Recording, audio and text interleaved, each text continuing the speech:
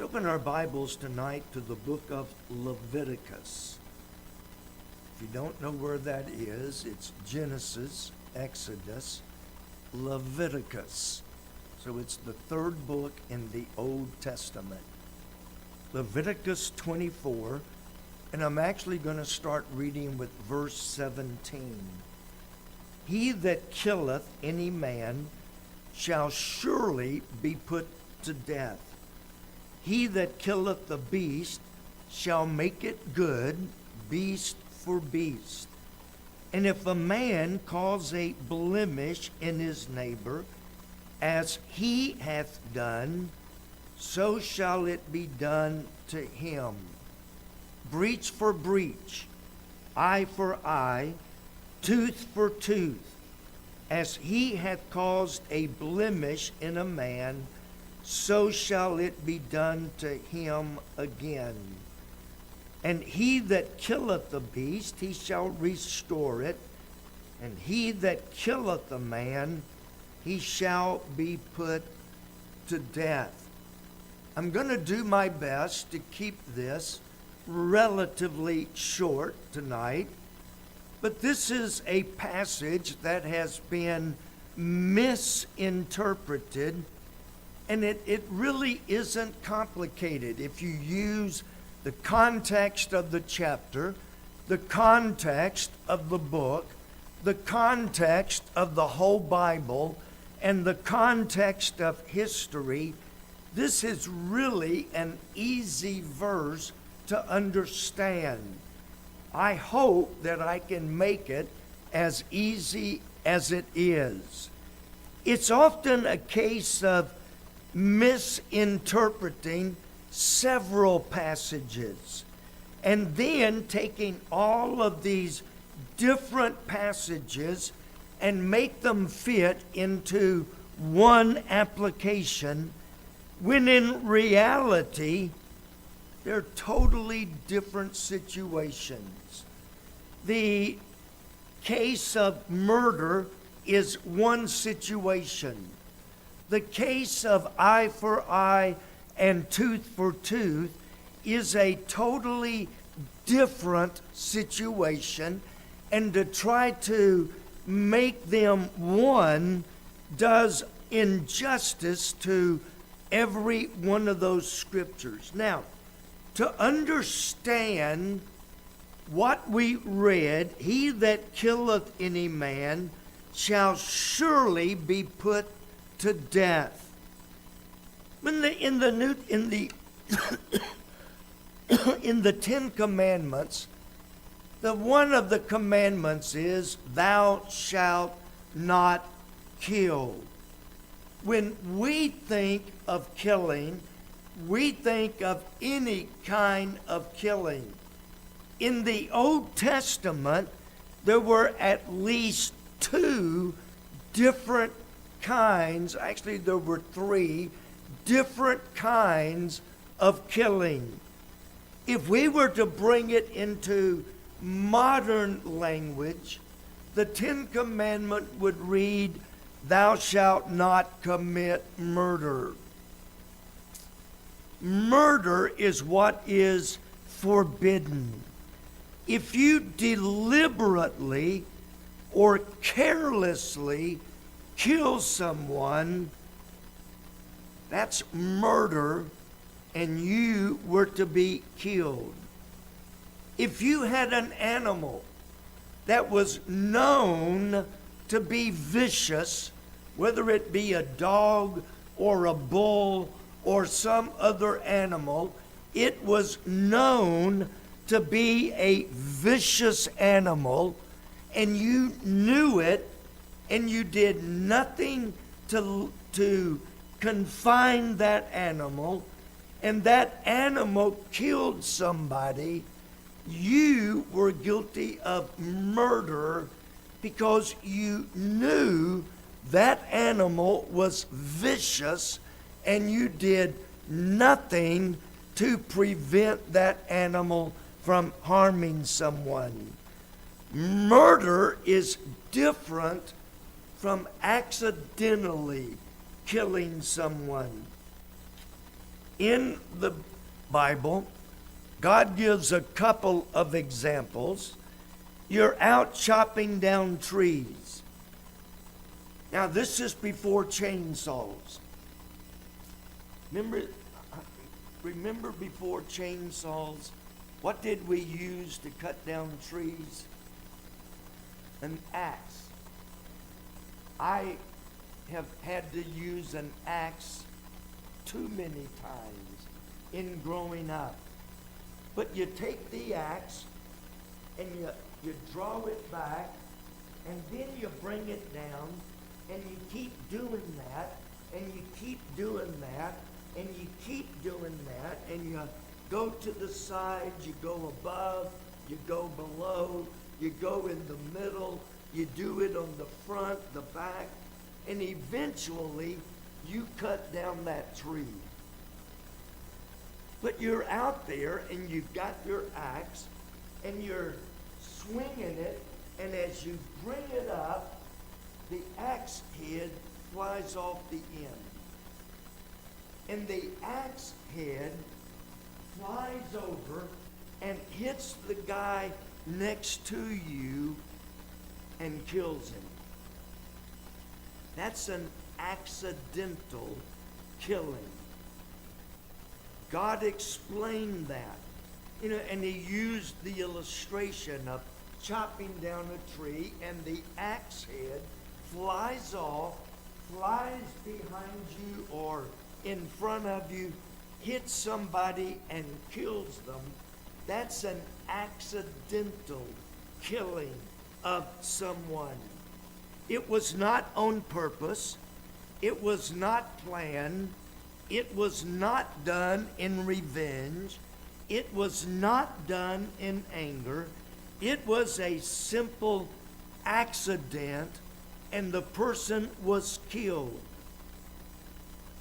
The other example the Bible gives is you're moving rocks, big rocks. Big rocks. And you're out there and you've got, your instruments, and you're trying to roll the rock and get it to move, and you push it, and the rock starts rolling and runs over the guy in front of you and kills him. That was an accidental death. It was not murder. It was not premeditated.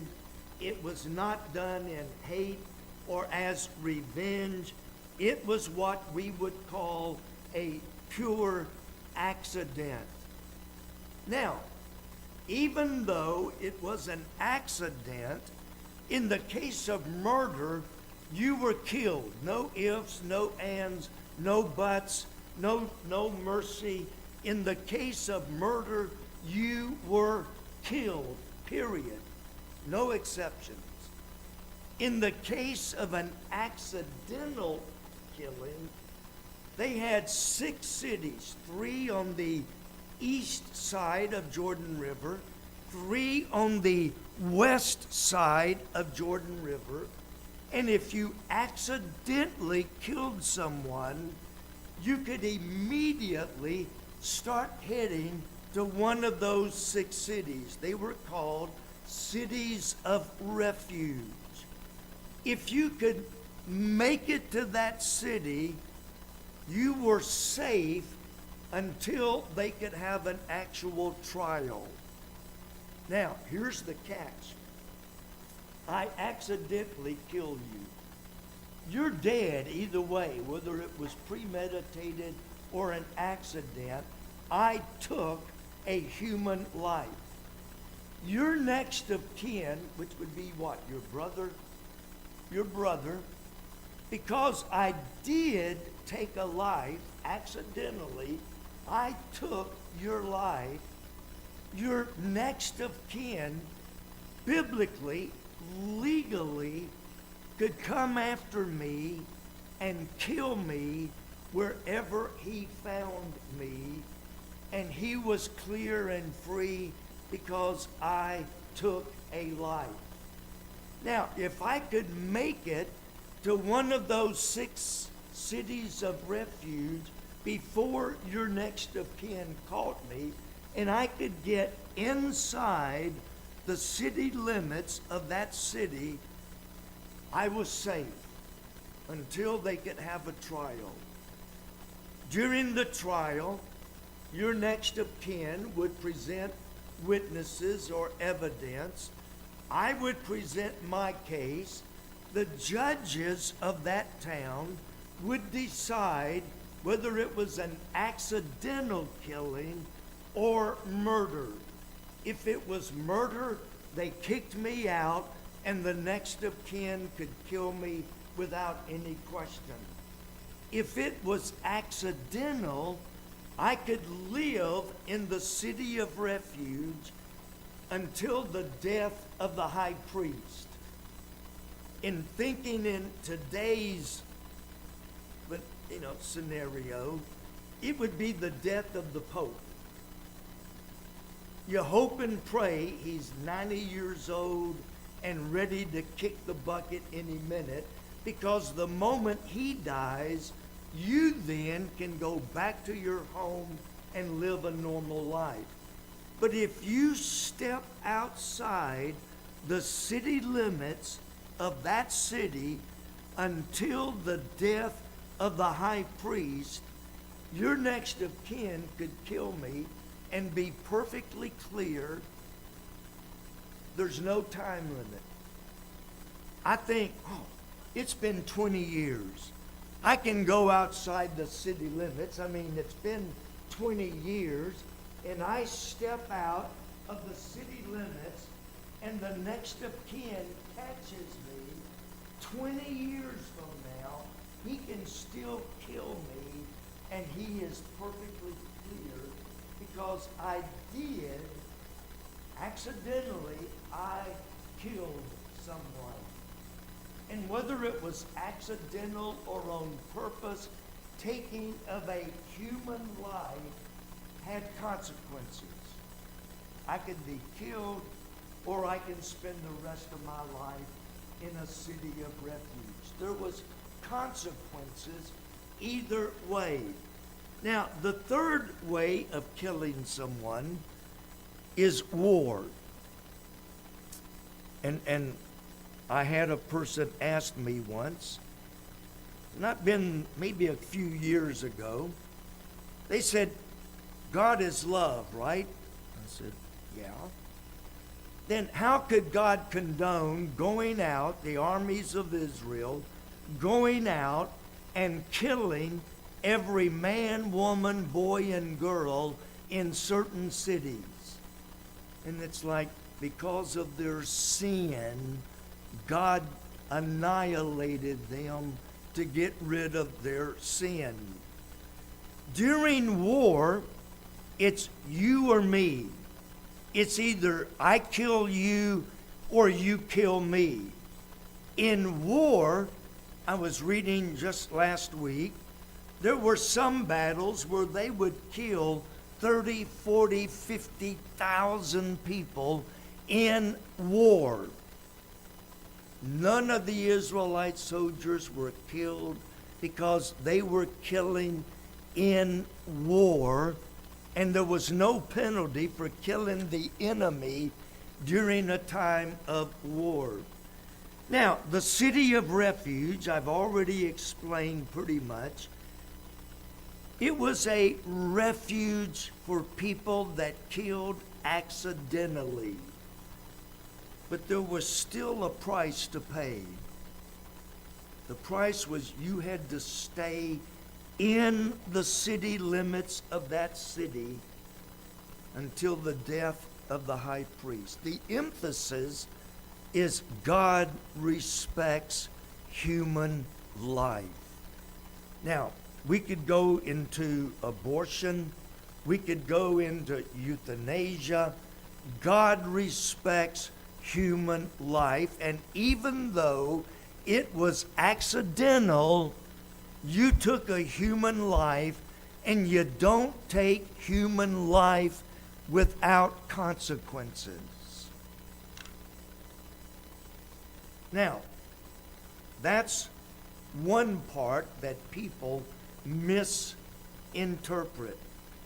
They take murder, they take accidental killing, they take war, and try to make eye for eye, tooth for tooth, based on the thou shalt not kill, and the next of kin could kill you anytime you step out of the city of refuge. It was life for life. But the eye for eye, tooth for tooth is a whole different scenario. We read in your hearing, if you killed a beast, I've got 30 cows, and you dig a hole to catch a dinosaur in. You dig this big hole and put spikes in the bottom, trying to catch a dinosaur, which were alive during the time of the Old Testament. And along comes one of my cows, and that cow doesn't know that hole is for dinosaurs. The cow's walking along, not paying attention. He falls into that hole. These stakes killed my cow. Under the eye for eye, tooth for tooth, you had to replace cow for cow. You killed my cow, you got to give me a cow equal to or greater than the cow that you killed. Eye for eye, tooth for tooth. You killed my cow, I get one of your cows. We get into a fight. You would win because I can't fight anything. I can barely walk some days, but we get into an argument, and you haul off and hit me, and in doing so, you rupture a blood vessel in my eye, and it bleeds into my eye, and I go blind in that eye because you hit me. All right? I lost an eye because of you. All right? You lose one of your eyes because you cost me one of my eyes. I know that sounds harsh, and I'll show you what the New Testament says. But in that case, it is eye for eye, tooth for tooth. It is, breach for breach. It is, blemish for blemish. You cause me to lose an arm, you lose one of your arms because you cause damage to me. Eye for eye, arm for arm, tooth for tooth. Now, there's many, many other stipulations that we don't have time to get into. I'm giving you the gist, and you'll have to look up the rest on your own. Whether it was accidental or on purpose, either way, it didn't matter.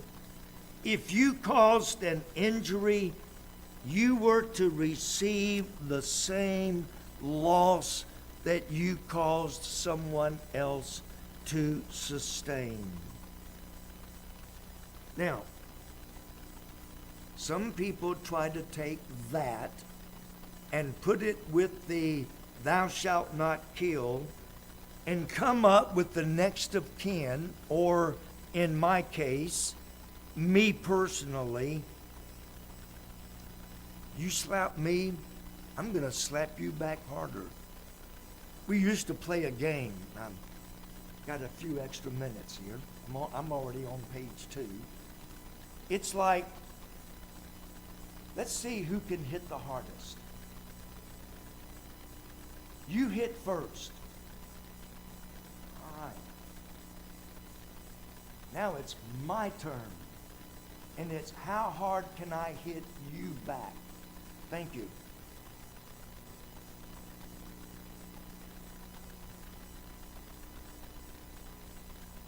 Lost my train of thought. I was focused on that son and completely lost my train of thought. It was eye for eye. Again, human life is important. The human body made in the image of God is important. And because, as the New Testament says, we are the temple of the living God, you mess up God's temple, and there is a price to be paid. Now, and this is where most people miss. In the case of killing, murder, the next of kin could kill you. In eye for eye and tooth for tooth, let's see how many of you know the answer. To whom was these instructions given? Were they given to individuals? In other words, you slap me, I'm going to slap you. You hurt me, I'm going to hurt you. You injure me, I'm going to injure you. It becomes then an individual vigilante justice. Was it given to individuals to personally execute eye for eye, tooth for tooth, breach for breach? If you study all of the passages, these instructions were given to the priest or to the judges. Nowhere are these instructions given to individuals. They're not given to individuals except in the case of next of kin and in the case of killing. They were given to the priest. And again, there's many examples. For the sake of time, I won't read all of them. But in many cases, when someone committed a trespass, they would, in the olden days, they would take them to Moses, and Moses would seek God's leadership, and then Moses would pronounce the judgment that would be executed on that individual. In the case of the man that blasphemed God, they took him to Moses and said, Moses, what does God tell us to do? Moses prayed to God. God told him, through Moses, stone him to death. Moses told the people, stone him to death, and the people then executed the capital punishment. It was never given to individuals on a personal level. It was given to the judges. You didn't just go out and take matters in your own hand. You took them to the judge. The judge would hear both cases. The judge would search the scripture. The judge would pray for God's direction. Then the judge would come back and pronounce the judgment. And when the judge pronounced the judgment, then the people would stone them to death or whatever the punishment was. But it was up to the judges to determine the level of punishment. I have a friend of mine who is a sitting judge, and he invited me to come to his courtroom one day and watch him handle cases. somebody comes in and says, I plead not guilty, Your Honor. All right, let's listen to the evidence. And he would listen to the evidence. And then when it was over with, he would say, I find you not guilty. Or, I find you guilty. Here is your punishment. How many of you ever been to traffic court with a ticket? Oh, come on. It's got to be more than two of us. My wife throws it up all the time. She has never had a wreck and never had a ticket. I've had more wrecks than I can count, and I've only had 2 tickets in my life. But you go to court, and I learned this with my first ticket, and I put it back into practice with my second ticket. When you go before the judge, and the judge says, how do you plead? Guilty? Were you speeding or not speeding? If there's any question, you want to plead guilty, because if you say not guilty, they're going to bring you back with the officer there. They're going to have a trial. And when I was on traffic court as one of the jurors, I was in traffic court. If you wasted our time pleading not guilty when all the evidence said you were guilty, we would call the bailiff and say, what would his ticket have been had he simply paid his ticket? And he would tell us. We would go back and deliberate, and in every case, we doubled what the ticket would have been had he simply paid the ticket. But once we pronounced judgment, if we said 3 times the amount, the jury has spoken. You owe, instead of $100, you owe $300, because the jury has spoken. You would go before the judge would hear your case, and the judge or the priest would say, we believe you are innocent, you are free to go, or we believe you are guilty. You broke my tooth, we're going to break your tooth. You took an eye, the judges would say, we are going to take your eye. But it came from the judges, not the individuals. Individuals can be sometimes caught up in the moment. Y'all know what I mean by that?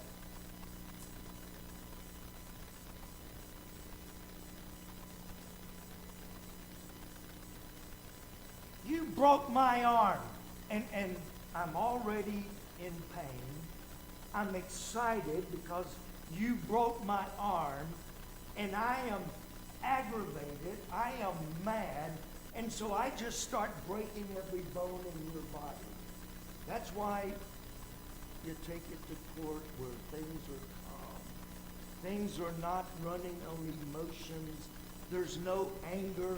There's no, excitement. There's no adrenaline. And it's much calmer, much more peaceful, and the judge can make a ruling without the anger and the frustration.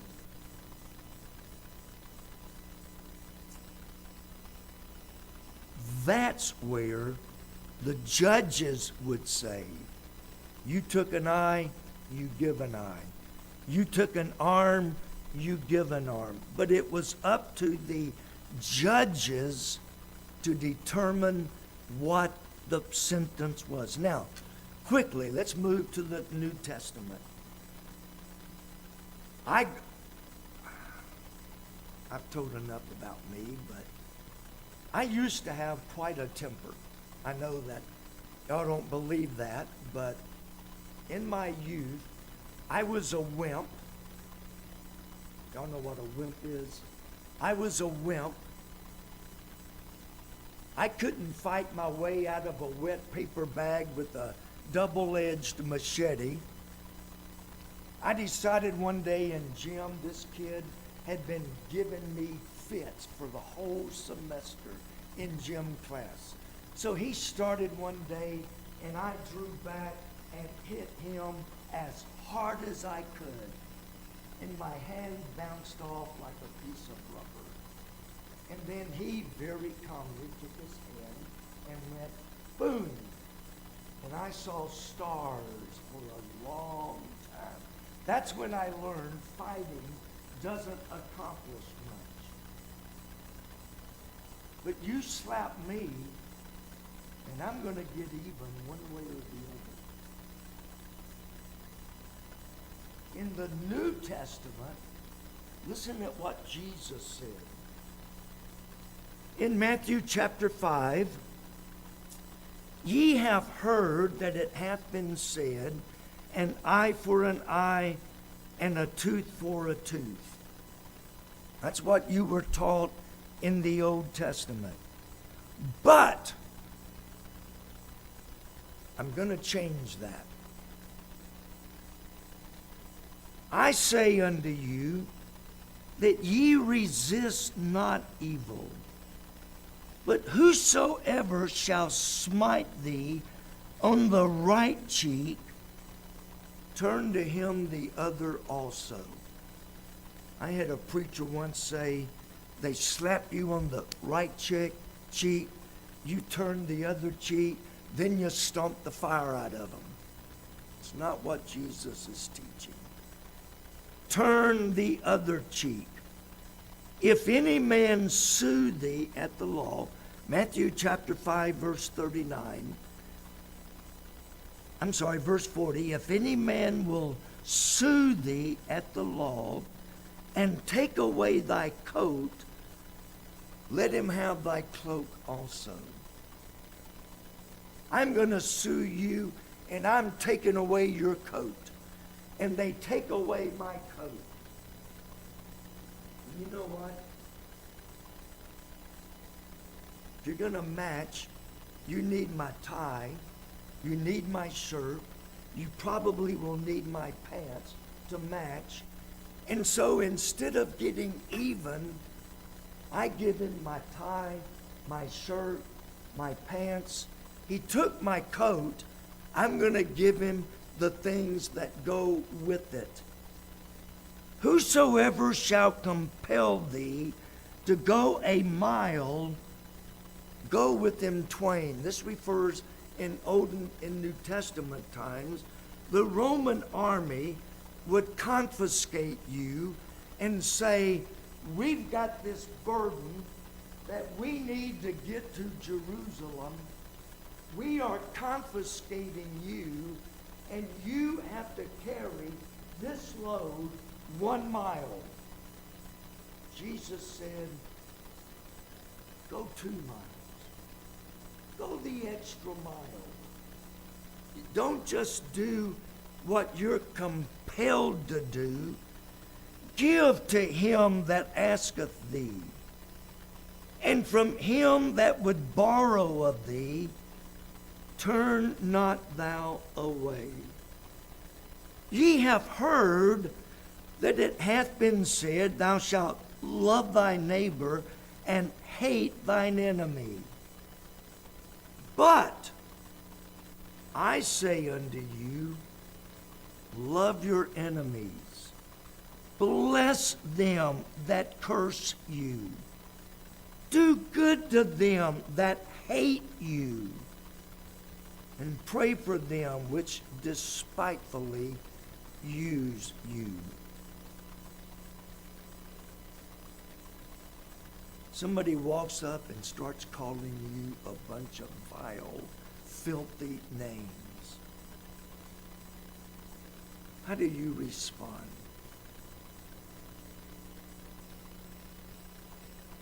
One person said, somebody called them fat. I may be fat, but you're ugly and I can lose weight. That's not what Jesus is saying here. Return kindness. They call you a bunch of dirty, rotten, filthy names. Say, may God bless you, my friend. Love them. Smother them with kindness. Bless them that curse you.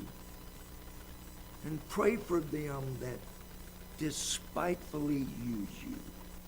Peter carried somewhat the same thought. In 1 Peter chapter 2, for what glory is it if, when ye be buffeted for your faults, ye shall take it patiently? I make a mistake, and my boss chews me out for making a mistake. I deserve it. I don't have anything to say.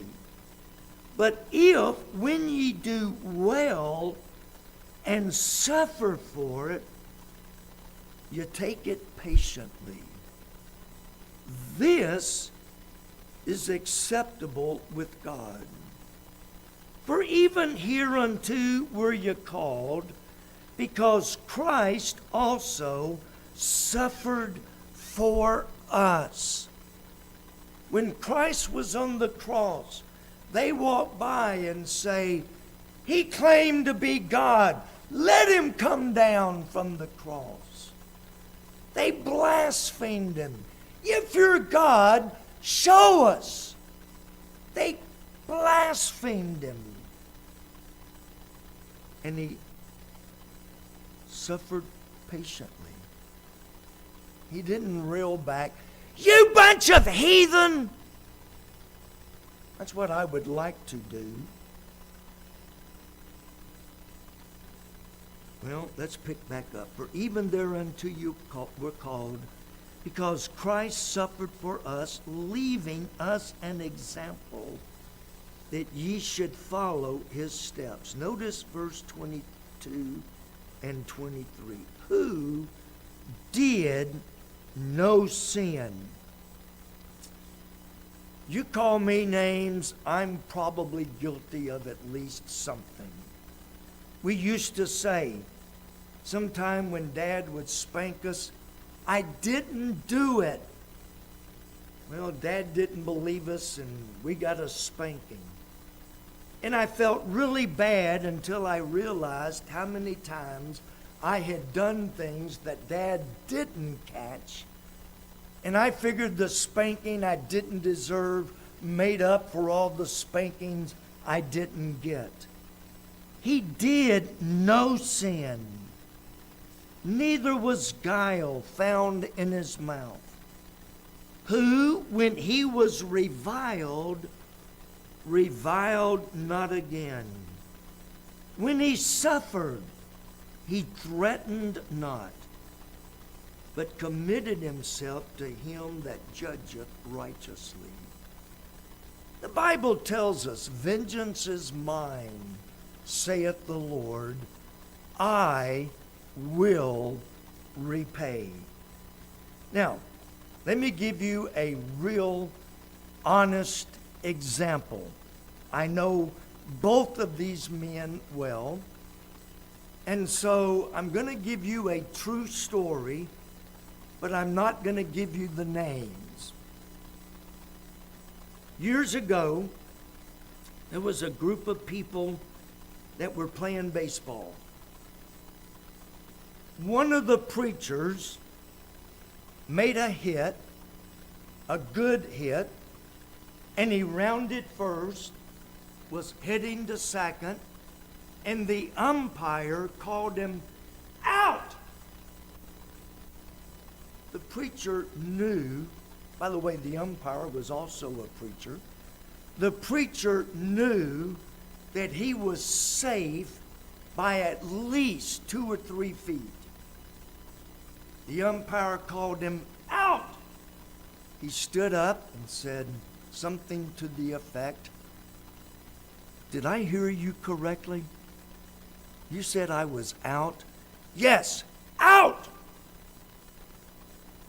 Second preacher turned, walked back to the dugout, never said a word.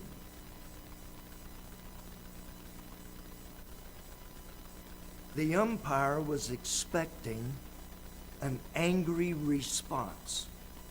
How dare you call me out? I was safe. You know, he was expecting an angry response. He did not get it. Much later, days, weeks later, the umpire came up to preacher number one and said, "Oh, by the way, you really were safe by at least 2 or 3 feet." He said, "I called you out because I wanted to see what kind of reaction you would give."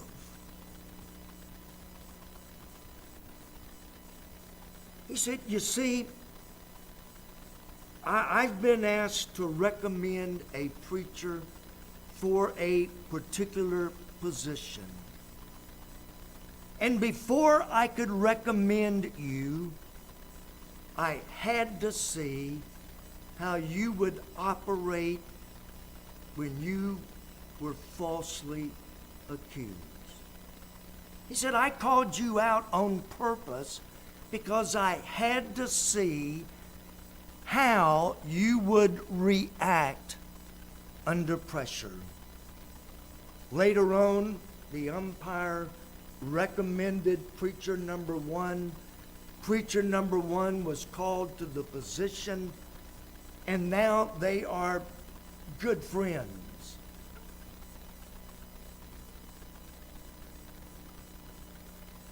You never know who is watching to see how you will act or react under stress. "Well, he was wrong. He called me out." Yeah, but it really was a test. The umpire deliberately called him out. I asked him, I said, "Did it make any difference to the final score?" He said, "Not a bit." I said, "Okay, so it didn't really hurt anything." But he called him out because he wanted to see how this preacher will react under stress. People are watching you. They're watching your actions. They're watching your reactions to see if you're going to act like Christ, who when he was reviled not again.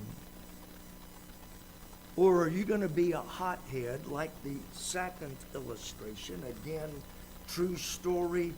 I could give you all 3 names. There was another pastor